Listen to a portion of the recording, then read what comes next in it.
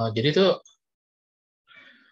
saya kalau ujian tuh pengen kalian tuh nggak nyontek. Lalu kalau saya nyontek saya marah kayak gitu.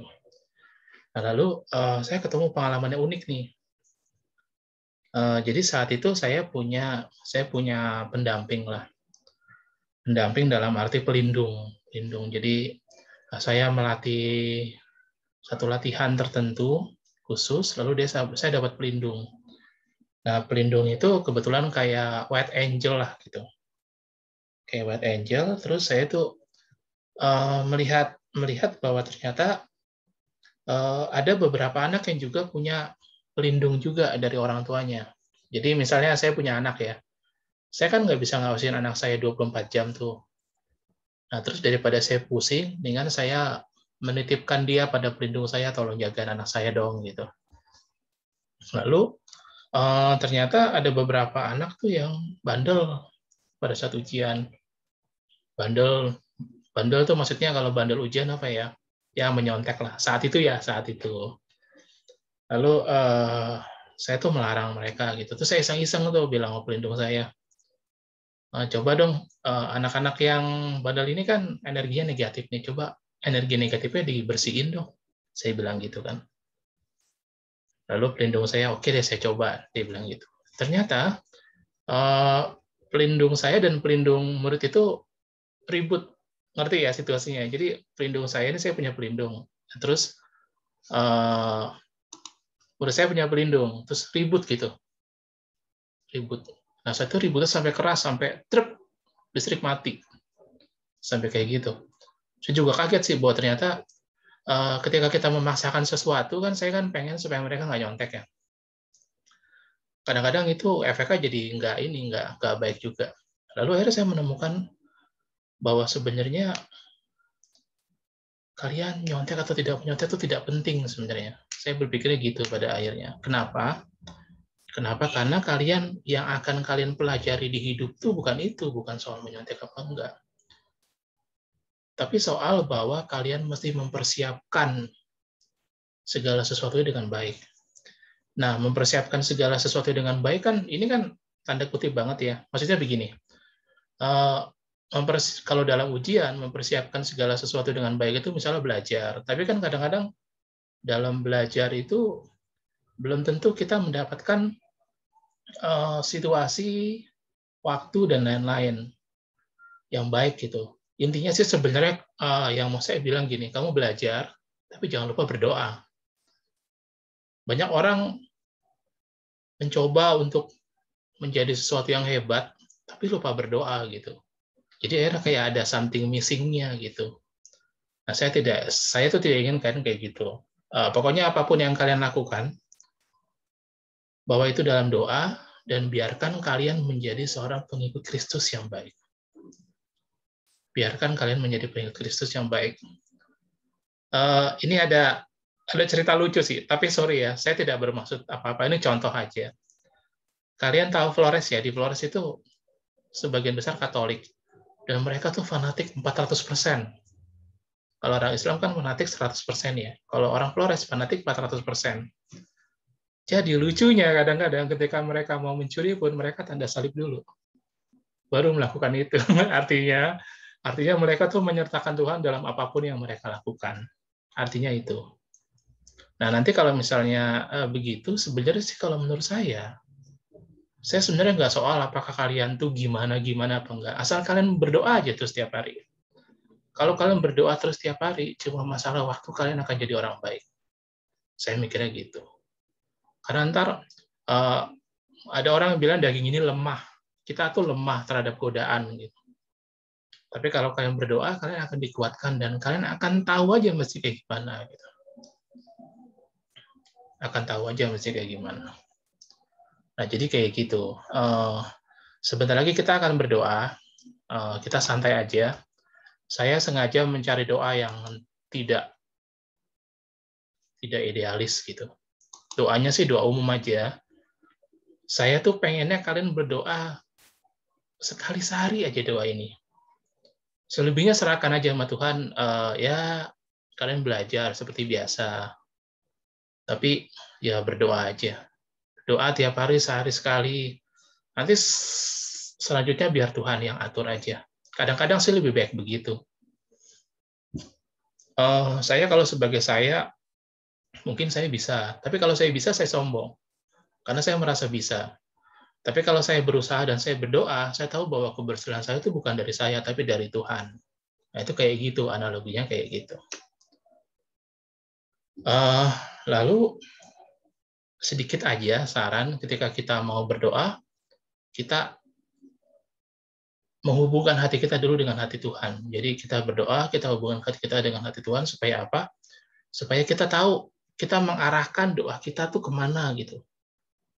Kalau kita nggak arahkan, doanya tuh jadi, kalau sinar ya, kalau sinar tuh kalau kamu nggak arahkan, kamu tidak tahu arah sinar itu kemana. Itu sama aja kayak gitu. Kalau kita arahkan, kita tahu kita berdoa sama Tuhan. Nah, caranya gimana? Itu benar-benar dikatakan. Jadi contohnya begini, aku niatkan berdoa di dalam nama Bapa dan Putra dan Roh Kudus. Amin. Nah, pada saat kita bilang begitu, kita mengarahkan hati kita untuk berdoa dalam nama Bapa, Tuhan, Putra, Yesus, dan Roh Kudus. Roh Kudus itu yang menggerakkan Yesus, yang juga menggerakkan gereja dan menggerakkan kita semua. Nah, jadi gitu. Jadi bukan hanya dalam nama Bapa, tapi aku niatkan. Aku niatkan tuh maksudnya aku tuh saya gitu. Aku niatkan untuk berdoa dalam nama Bapa dan Putra dan Roh Kudus. Amin. Atau sederhananya begini, aku niatkan berdoa kepada Yesus, Tuhanku yang kucintai.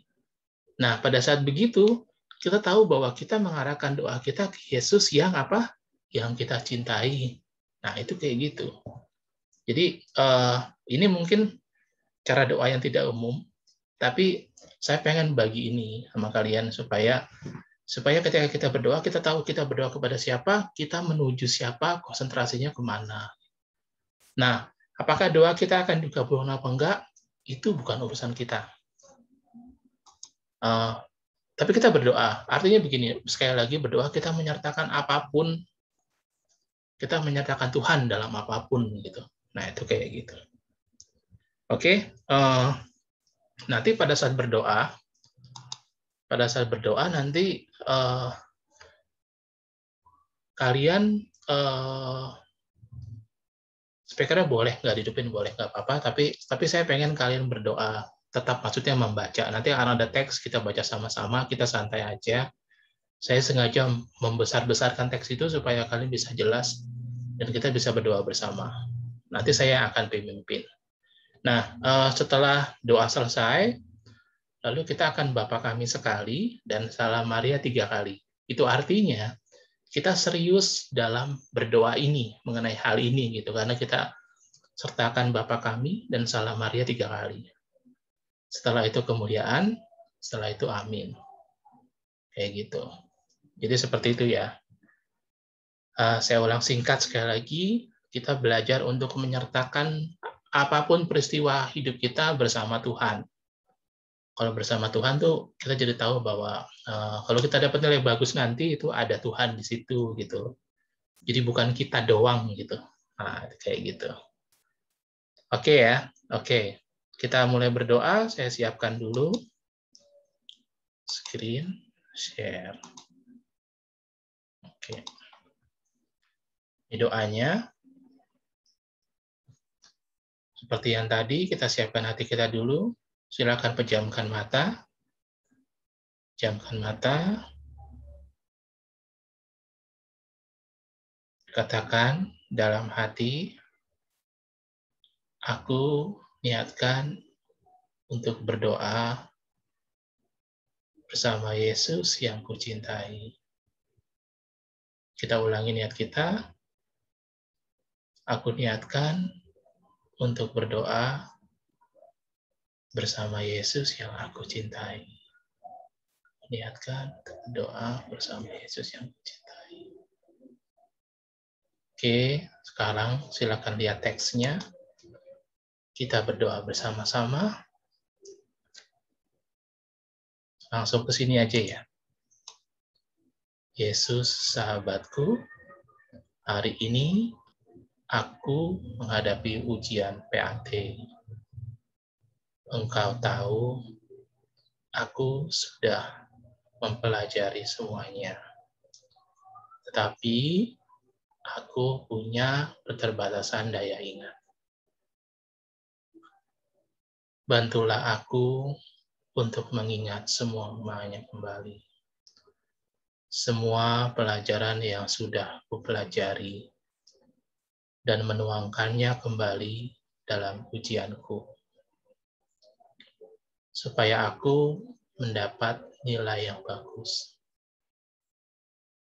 Dengan begitu, aku menyenangkan hatimu, tidak mengecewakan ayah dan ibuku, menjadi contoh bagi adikku, menambah semangat bagi kakakku.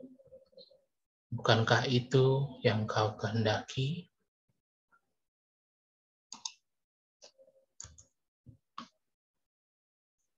Yesusku, kuserahkan hari-hari ujian ini kepadamu. Segala keberhasilanku akan kupersembahkan kepadamu. Kegagalanku akan membuatku semakin terpacu. Amin. Bapa kami yang ada di surga, dimuliakanlah namamu, datanglah kerajaan-Mu, jadilah kehendak-Mu di atas bumi seperti di dalam surga. Berilah kami rejeki pada hari ini, dan ampunilah kesalahan kami, seperti kami pun mengampuni yang bersalah kepada kami. Dan janganlah masukkan kami ke dalam percobaan, tapi bebaskanlah kami dari yang jahat. Amin. Salam Maria, penuh rahmat, Tuhan sertamu. Terpujilah engkau di antara wanita, dan terpujilah buah tubuhmu, Yesus. Santa Maria, Bunda Allah, doakanlah kami yang berdosa ini, sekarang dan waktu kami mati. Amin. Salam Maria, penuh rahmat, Tuhan sertamu. Terpujilah engkau di antara wanita, dan terpujilah buah tubuhmu, Yesus.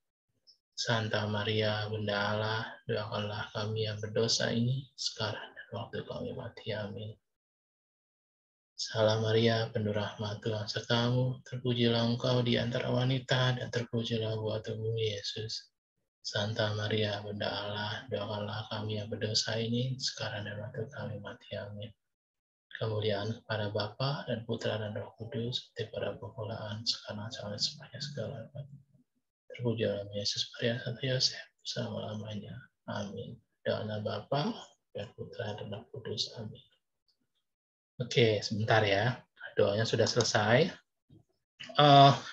Saya boleh minta tolong hidupkan lagi nggak videonya? Kita mau saling mendoakan. Hidupkan videonya ya. Oke, Brian udah. Kirana udah. Seva udah. Natasha udah. Oh, ini tinggal Adi sama Bintang. Oke, nggak apa-apa. Oke, tolong rentangan tangan kalian seperti ini ke arah layar. Oke, kita mau saling memberkati ya. Kalian tinggal katakan aja begini. Tuhan, mohon berkat-Mu supaya teman-temanku ini PAT-nya bagus, nilainya baik, itu aja. Oke, kita ucapkan itu 3 kali. Kalian nggak usah ngidupin speakernya, nggak apa-apa. 1, 2, 3.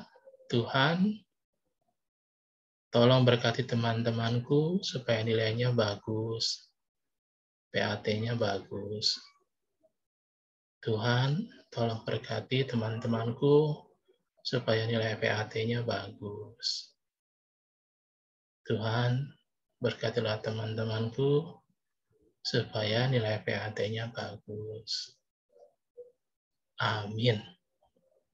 Terima kasih Tuhan. Oke. Berusaha belajar, berusaha berdoa. Selebihnya ntar biar Tuhan aja yang bimbing kamu. Oke? Oke, ya udah. Thank you ya. Kalian boleh leave. Thank you, thank you. Dadah. Iya, dadah. Makasih, Pak. Iya, Makasih, Pak. dadah. Terima Dadah. kasih, Pak. Dadah. Terima kasih. Dadah.